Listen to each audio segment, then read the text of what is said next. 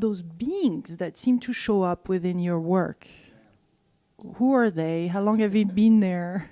Well, let's talk about how we could actually see them first, and then I'll talk about them, because I'm not the type of person that ever looks for them. I'm not the type of person that spends a lot of time trying to connect with beings. But think about this: the brain could only see equal to how it's wired. If there's no circuitry for patterns in the brain, then you don't see reality. Right? It's called pattern recognition. So then how do we begin to see things that exist but we don't have the circuitry to perceive, right? In other words, we don't see things how they are, we see things how we are. Mm-hmm. So you spend the majority of your life narrowing your focus on everything material in this three-dimensional reality. You see objects, you see things, you see people, you see bodies, you see places, and our senses plug us into the three-dimensional reality. So everything that's known to us is wired in our thinking neocortex. So what we're seeing, and it's happened to me so many times, let's say you have a profound mystical experience. There's 4 states of consciousness. There's wakefulness, there's sleep, there's dreaming, and then there's the transcendental moment. Now that transcendental moment is something that we have been working to induce. In fact, we now know we can induce it. We've measured it.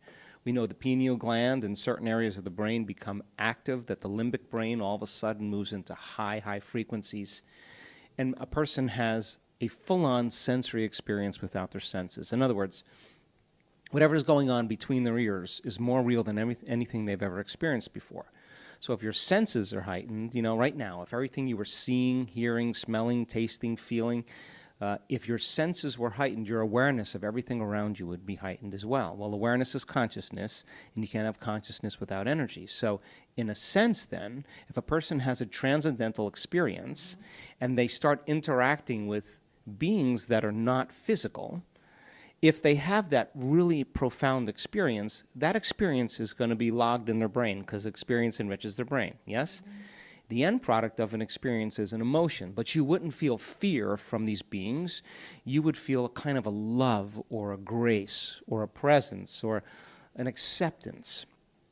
And so then you wouldn't be intimidated or afraid of them. You wouldn't throw them into the box of some dogma or superstition.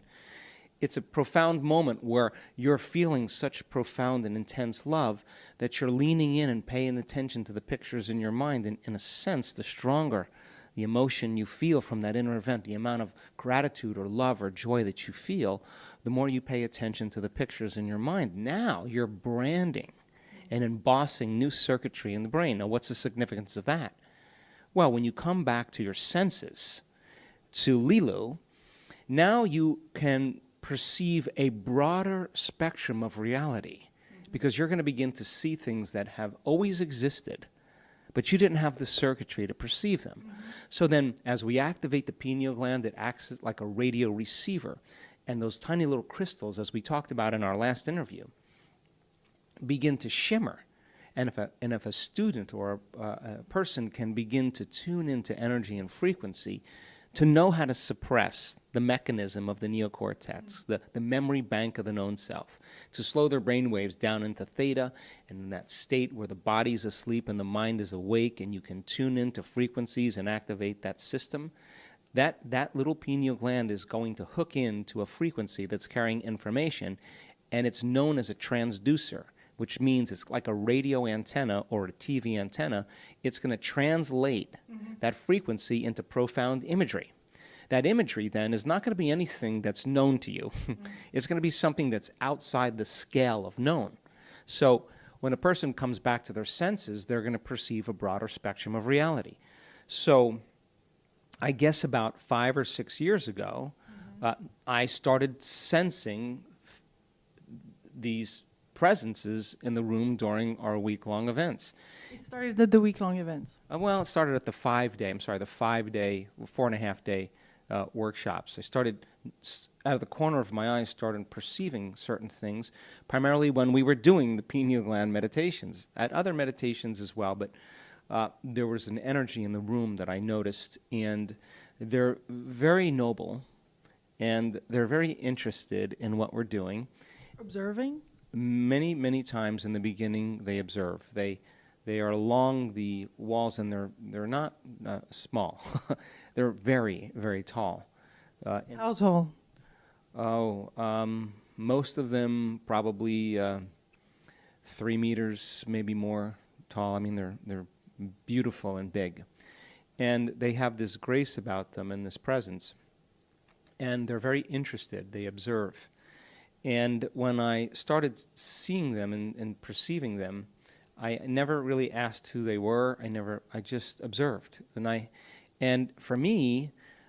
When we do the pineal gland meditations, I'm up at 3 in the morning or 2:30 in the morning, and we're going, and everybody's sitting up and laying down, and I'm awake the entire time, and I'm working with the audience, and I start doing the meditations with my eyes closed while I'm doing it, and a lot of times I open my eyes, and I'm in theta.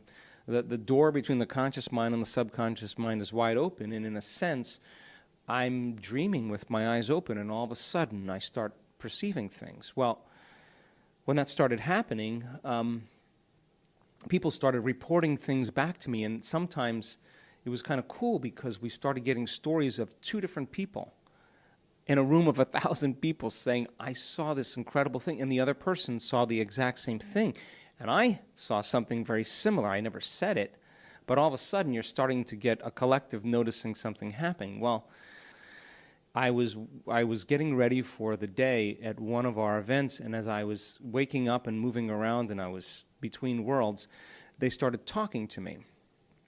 And they said to me, we can only lower our frequency to a certain point. We can't lower our frequency anymore, our energy anymore, because we would change our consciousness.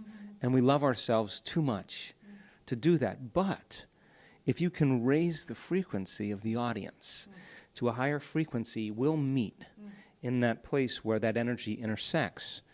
And so there's an invitation or a door for them to move through or to exist as. And Do you think they've been supporting your work? yeah, I don't know if they directly support my work, but I'll tell you that maybe the better word to use is they approve of it. And there would be like an older sister, an older brother that totally loves you and sees that you're really making an effort, you're making great strides,